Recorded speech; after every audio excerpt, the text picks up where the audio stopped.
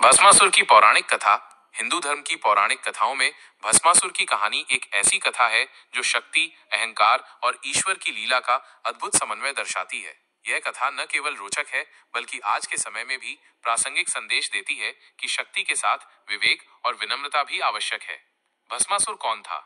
भस्मासुर एक असुर राक्षस था जिसने भगवान शिव की कठोर तपस्या की थी। उसकी भक्ति इतनी गहन थी कि शिवजी प्रसन्न होकर उसे वरदान देने के लिए प्रकट हुए। भस्मासुर ने वरदान मांगा कि वह जिसके सिर पर हाथ रखे वो तुरंत भस्म जलकर राख हो जाए। भगवान शिव ने उसकी भक्ति से प्रसन्न होकर यह शक्तिशाली वरदान दे दिया। अहंकार की शुरुआत। जैसे ही भस्मासुर को यह शक्ति मिली, उसका अहंकार बढ़ने लगा। वो स्वयं को अजेय समझने लगा और अपनी शक्ति का दुरुपयोग करने लगा। अत्यंत अहंकार में उसने सोचा कि वह शिवजी को ही नष्ट कर सकता है और उनकी शक्ति का स्वामी बन सकता है। उसने भगवान शिव का पीछा करना शुरू कर दिया ताकि उनके सिर पर हाथ रखकर उन्हें भस्म कर सके। भगवान शिव की लीला। भगवान शिव इस स्थिति से बचने के लिए भागने लगे और सीधे भगवान विष्णु के पास सहायता के लिए पहुंचे।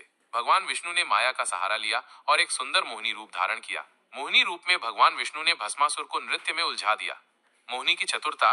मोहिनी इतनी सुंदर और आकर्षक थी कि भस्मासुर उस पर मोहित हो गया। मोहिनी ने भस्मासुर को नृत्य सिखाने की बात कही और कहा कि यदि वो हर नृत्य मुद्रा की नकल कर सके तो वो उसे अपना लेगी। भस्मासुर ने खुशी खुशी ये शर्त मान ली। नृत्य करते करते मोहिनी ने अचानक सिर पर हाथ रखने की मुद्रा की और भस्मासुर ने भी वही किया।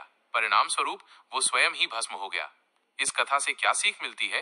भस्मासुर की कथा हमें ये सिखाती है कि शक्ति का उपयोग विवेक और संयम से करना चाहिए। जब शक्ति के साथ अहंकार जुड़ जाता है तो उसका परिणाम विनाश होता है। भगवान शिव की लीला और विष्णु की चतुराई यह भी दर्शाती है कि सच्चा समाधान बुद्धि और धैर्य से मिलता है, न कि